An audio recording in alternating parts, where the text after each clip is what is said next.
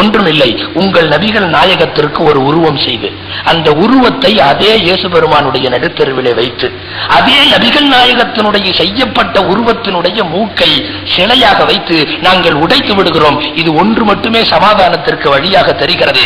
வெளியிலே ஆர்ப்பரித்து ஓட இருக்கிற இரத்த கிளறிகளை அணையிட்டு நிறுத்த வேண்டும் என்றால் இந்த ஒரு பயங்கர தண்டனைக்கு நீங்கள் ஒத்தாக வேண்டும். அப்ரூபுல் ஆஸ் சொன்னார்கள், யாரோ ஒரு விஷமி செய்துவிட்ட காரணத்திற்காக வேண்டி நீங்கள் இப்படி ஒரு விபரீத முடிவெடுக்க வேண்டாம்.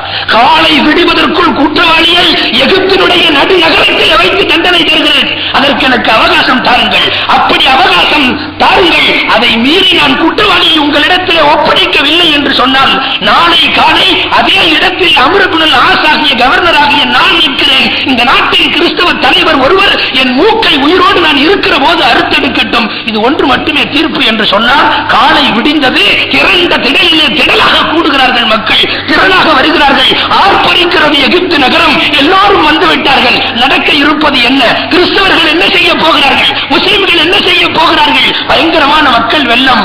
அம்ர் இப்னுல் ஆஸ் தவணை நேரம் முடிந்துவிட்ட காரணத்தால் பலிபீடத்திற்கு தயாராக வைக்கப்பட்டிருக்கிற அந்த பலிபீடத்தில் ஏறி நிற்கிறார். என்னை தாராளமாக என் மூக்கை அறுக்கலாம், உடைபட்டு விட்ட கற்சிலையாக இருக்கிற இயேசு பெருமானின் மூக்குக்காக உயிரோடு இருக்கிற இந்த அம்ர் இப்னுல் ஆஸினுடைய மூக்கு போகட்டும் என்று தனக்குத்தானே தீர்ப்பு செய்து கொண்டு சகோதர மதத்தவர்களிடத்திலேயும் ஒரு வீர உரையை, ஒரு சமாதான உரையை நிகழ்த்திவிட்டு தனக்குத்தானே கொடுத்துக் கொள்கிற தண்டனைக்கு தானே தயாரானார்கள்.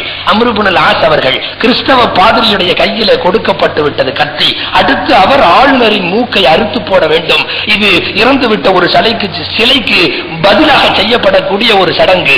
நடந்து முடிக்கிற நேரத்தில் ஓடோடி வருவான் ஒருவன், இதோ சிலையிலே உடைபட்ட மூக்குடைய பாகம் என் கையில இருக்கிறது, உடைத்தவன் நான் தான், நேற்று நள்ளிரவில் உடைத்தேன். உண்மை என்னவென்றால் பொய்யில்லை, சரித்திரம் எழுதி வைத்திருக்கிறது, நானும் ஒரு கிறிஸ்தவன் தான்.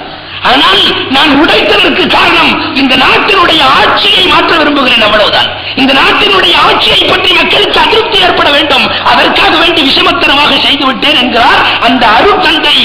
உடனே தன்னுடைய வாளை போட்டுவிட்டு உடைந்துவிட்டு சிலைக்காக வேண்டி அன்பை போதிக்கிற எங்களின் மதத்தில் நாங்கள் உயிரோடு அறுக்கிற உங்களுடைய மூக்கை அறுத்திருக்க மாட்டேன், ஒரு சோதனைக்காகத்தான் நான் திடீரென்று இறங்கினேன், உண்மை தெரிந்துவிட்டது என்று அவரவர்கள் ஆற தழுவிக்கொண்டு அவர்கள் இலக்கத்தை அந்த இடத்தில் வெளிப்படுத்தியதாக பலஸ்தீனத்தினுடைய வரலாறுகளை குறிப்பிடுகிற போது இந்த நிகழ்வையும் எழுதித்தார்கள்.